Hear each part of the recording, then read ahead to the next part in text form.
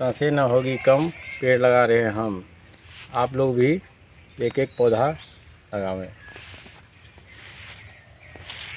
छातापुर के डहरिया स्थित विषहरी स्थान में वन महोत्सव की शुरुआत के अवसर पर वृक्षारोपण कार्यक्रम का आयोजन किया गया। डहरिया मुखिया संजीत चौधरी के नेतृत्व में आयोजित वृक्षारोपण के इस कार्यक्रम में स्थानीय आमजन, जनप्रतिनिधि, शिक्षाविद, छात्राएं समेत पर्यावरण आंदोलन के सदस्यगण शामिल हुए।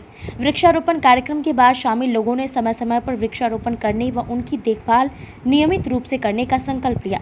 इसके साथ ही वन महोत्सव पर अपनी बात करने हुए छातापुर के पर्यावरण सांसद सह ट्री मैन राम प्रकाश रवि ने कहा कि वृक्ष महोत्सव, जो वन महोत्सव के नाम से प्रसिद्ध है, 1 जुलाई से 7 जुलाई तक चलने वाला पर्यावरण प्रेमियों का उल्लासिक त्यौहार है। इस त्यौहार के प्रथम दिन छातापुर प्रखंड के डहरिया पंचायत स्थित विषहरा स्थान में पर्यावरण सांसद रामप्रकाश के द्वारा पंचायत के मुखिया संजीत चौधरी के हाथों नीम, आंवला, कटहल के पौधे रोपण के साथ साथ बच्चों में पौधा वितरण का कार्य भी किया गया। वहीं उपस्थित मुखिया श्री चौधरी ने कहा कि पेड़ मानव जीवन का आधार है, इसे लगाने और बचाने के लिए हर व्यक्ति को प्रयास करना चाहिए। उपस्थित शिक्षाविद हरिराम पांडे वन महोत्सव के संबंध में जानकारी देते हुए कहा कि इसकी शुरुआत 1950 ईस्वी में तत्कालीन केंद्रीय कृषि मंत्री के एम मुंशी एक बार के उपाय के रूप में नहीं, बल्कि हर साल इसे एक त्यौहार के रूप में मनाने के इरादे से की थी। वन महोत्सव के दौरान राज्य सरकार और नागरिक निकायों द्वारा विभिन्न स्कूलों, कॉलेजों, एनजीओ और कार्यालयों में पौधों की आपूर्ति की जाती है। इसे जीवन का त्यौहार भी कहा जाता है। यह कुछ उद्देश्यों की पूर्ति हेतु शुरू किया गया था, जैसे फलों का उत्पादन बढ़ाना, मवेशियों के लिए चारा उपलब्ध कराना, मिट्टी संरक्षण को बढ़ावा देना, कृषि क्षेत्र के लिए आश्रय बेहतर बनाने में मदद करना आदि। कहा कि इस दौरान देशी पौधे लगाए जाते हैं क्योंकि मौजूदा जलवायु परिस्थिति में अनुकूल आसानी से हो सकते हैं। जुलाई के पहले सप्ताह के आसपास भारत में मानसून आते हैं। यह इस त्यौहार के लिए एक आदर्श समय है क्योंकि इस समय पौधों की जीवित रहने की दर के वर्ष की किसी भी अन्य समय की तुलना में अधिक है। पेड़ धरती पर जीवों के जीवित रहने का स्रोत है। कहा कि पेड़ पौधे हमें ऑक्सीजन, फल, औषधि एवं हमारे आसपास की हवा को साफ करते हैं।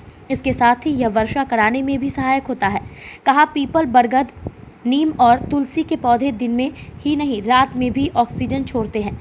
BBC साइंस फोकस पत्रिका के अनुसार एक इंसान हर साल 740 किलोग्राम ऑक्सीजन लेता है, जो मोटे तौर पर 7 या 8 पेड़ों के बराबर होता है।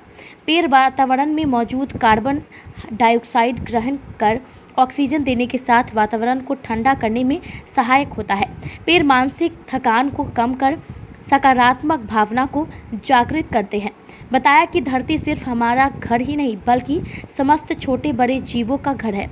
इनका जीवन भी मानव जीवन से कम महत्वपूर्ण नहीं है। कहा कि आज मनुष्य अपनी महत्वाकांक्षा की पूर्ति के लिए तेजी से पेड़ों की कटाई कर रहे हैं। नए फैक्ट्री एवं शहर के बसावट के लिए जंगल को काटा जा रहा है। बढ़ती जनसंख्या जंगलों के विनाश का प्रमुख कारण बन रहा है। इसके चलते भारत की नहीं, संपूर्ण विश्व की में ग्लोबल वार्मिंग की समस्या खतरनाक हो चली है। बहुत सारे पशु पक्षी विलुप्त हो चुके हैं या विलुप्त होने के कगार पर है, जिससे पर्यावरण संतुलन बिगड़ रहा है। धरती को ग्लोबल वार्मिंग के खतरे से बचाने हेतु जनसंख्या नियंत्रण के साथ पेड़ों की कटाई रोकने एवं नए पेड़ पौधे लगाने की अत्यंत आवश्यकता है। मौके पर विद्यनाथ यादव, सेवानिवृत्त शिक्षक नरेंद्र चौधरी, अरुण कुमार, साक्षी कुमारी, अरविंद यादव, उप मुखिया अनारकली देवी सहित दर्जनों बच्चे उपस्थित थे।